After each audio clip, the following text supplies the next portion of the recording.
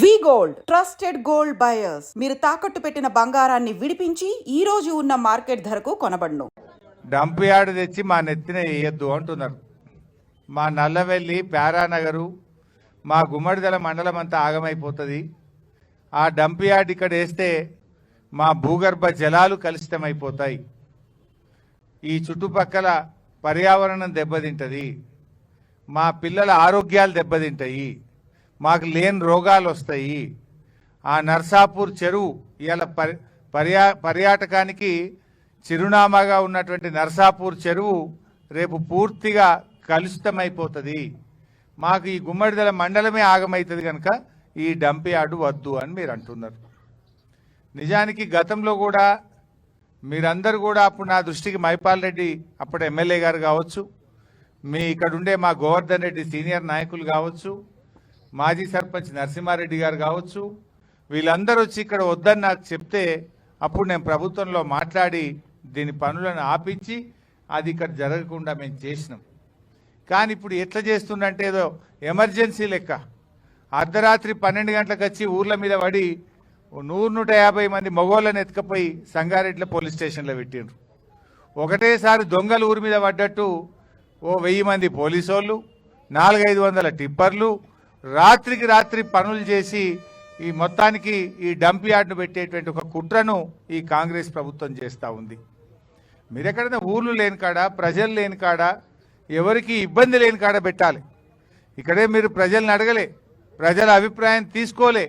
ఏమనంటే 2008లో రాజశేఖర రెడ్డి గారు ఉండగానే పెట్టినాం, అది అప్పటిదే 2008కేలు ఉన్నది అని చెప్పి కొత్త కథలు చెప్తున్నారు. ఇది ఎప్పటిదా అప్పటిదా, ఎవరు పెట్టినరు ఎందుకు పెట్టినరో కాదు, ప్రజల అభిప్రాయాలు కనుక్కోండి.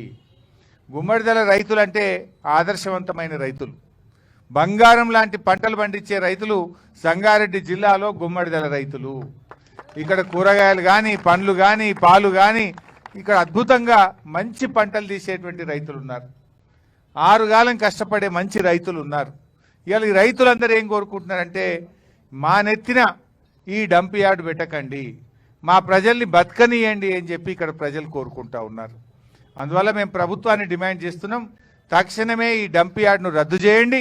ఇంకెక్కడన్నా దూర ప్రాంతంలో ప్రజలకు ఇబ్బంది లేని చోట ఈ డంప్ యార్డ్ను ఏర్పాటు చేయాల్సిన అవసరం ఉంది. రేవంత్ రెడ్డి వచ్చిన తర్వాత లగచెర్ల చూసినాం, మొత్తం పోలీసు వాళ్ళని పెట్టి భూములు గుంజుకొని గిరిజన రైతులను జైళ్ళల్లో పెట్టి బలవంతంగా భూములు గుంజుకునే ప్రయత్నం చేసిండు. ఇప్పుడే మాణిక్రావు గారు చెప్పినట్టు పచ్చటి పొలాలు ఉన్నటువంటి న్యాల్కల్లో అక్కడ కూడా ఫార్మాసిటీ పెట్టమని చెప్పి భూములు గుంజుకునే ప్రయత్నం చేస్తున్నారు. ఇవాళ మా గుమ్మడిదల మీద పడ్డారు. అయ్యా రేవంత్ రెడ్డి గారు, మా గుమ్మడిదలను మరో లగచెర్ల చేయకండి. మా రైతులు ఎట్టి పరిస్థితుల్లో ఒప్పుకునే పరిస్థితుల్లో లేరు. ఇప్పటికే 10 రోజుల నుంచి వివిధ రూపాల్లో ధర్నాలు చేస్తుండ్రు. అక్కడ ప్యారానగర్లో చేస్తుండ్రు, ఇక్కడ గుమ్మడిదలలో కూడా ధర్నాలు చేస్తున్నారు. ఎందుకోసం చేస్తున్నారు? ఇదంతా రేపు మా పిల్లల భవిష్యత్తు దెబ్బతింటుంది, మా ఆరోగ్యాలు దెబ్బతింటాయి, మా పంటలు దెబ్బతింటాయి, మా భూములు దెబ్బతింటాయి, మా చెరువులు దెబ్బతింటాయి, మా భూములు దెబ్బతింటాయి, మేము ఆగమైపోతామని చెప్పి ఇలా వద్దంటా ఉన్నారు. నువ్వు ఆలోచించి వెంటనే ఈ నిర్ణయాన్ని వెనక్కి తీసుకోవాలి. ఏంది పోలీసు వాళ్ళు ఏంది ఇందిరమ్మ రాజ్యం ఇందిరమ్మ రాజ్యం అంటావు. వెనకట ఇందిరమ్మ ఎమర్జెన్సీ పెట్టిందట, ఇప్పుడు కూడా ఒక ఎమర్జెన్సీని తలపించే విధంగా ఉన్నది గుమ్మడిదల. 1000 పోలీసు వాళ్ళ, 2,000 పోలీసు వాళ్ళ, ఊళ్ళే మంది ఎందరు ఉన్నారో పోలీసు వాళ్ళకి అంతమందిని పెట్టిండ్రు. ఏం పద్ధతి ఇది? అంటే నువ్వు పోలీసులను పెట్టి భయపట్టిస్తా అనుకుంటున్నావా? ఇదేమన్నా ఎమర్జెన్సీ రాజ్యమా? ఇదేమన్నా మిలిటరీ రాజ్యమా? ఇది ప్రజాస్వామ్య ప్రభుత్వం. నిన్ను ఓట్లేసి గెలిపిస్తే మా నెత్తి మీద డంప్ యార్డ్ పెడతావా? ఓట్లేసిన పాపానికి ప్రజల్ని మోసం చేస్తావా? ఏ ఒక్కటి నువ్వు అమలు చేసినావు ఇప్పటిదాకా? మహిళలకు మహాలక్ష్మి 2,500 అంటివి ఇవ్వకపోతివి, ముసలోళ్ళకు 4,000 పింఛనంటివి రాకపాయే, రైతులకు రుణమాఫీ అంటివి సగం కూడా కాకపాయే. ఏది నువ్వు చేసిన పని? బస్ ఒకటి పెట్టినాడు, గదొకటే, ఇక గది తప్పేమి లేదు. అందులో కూడా పంచాయతీలు. ఇక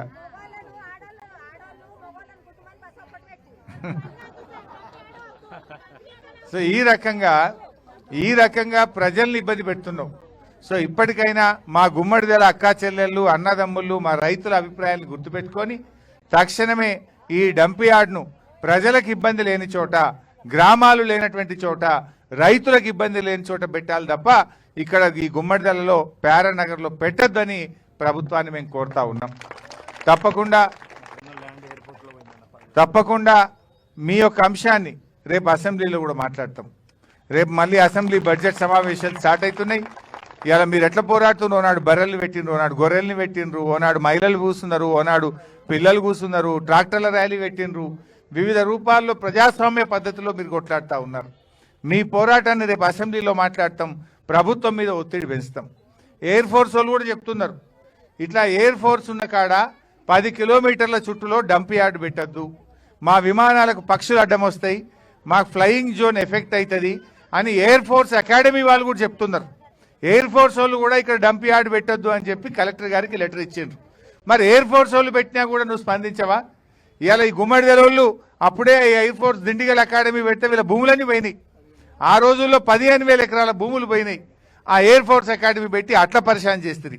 ఇప్పుడు మళ్ళా డంప్ యార్డ్ పెట్టి ఉన్నోళ్ళను బతకనియకుండా ఇట్లా పరిశాన్ చేయబట్టిరి.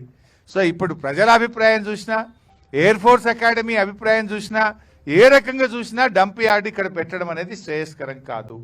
ఆలోచన విరమించుకోండి, మీ టిప్పర్లు వాపస్ తీసుకోండి, మీ పోలీసు వాళ్ళందరినీ కూడా వెనక్కు తీసుకొని ఇక్కడ ప్రజాస్వామ్య పద్ధతుల్లో ప్రజల ఆలోచనల్ని గౌరవించాలని చెప్పి కూడా ఈరోజు మేము డిమాండ్ చేస్తూ ఉన్నాం.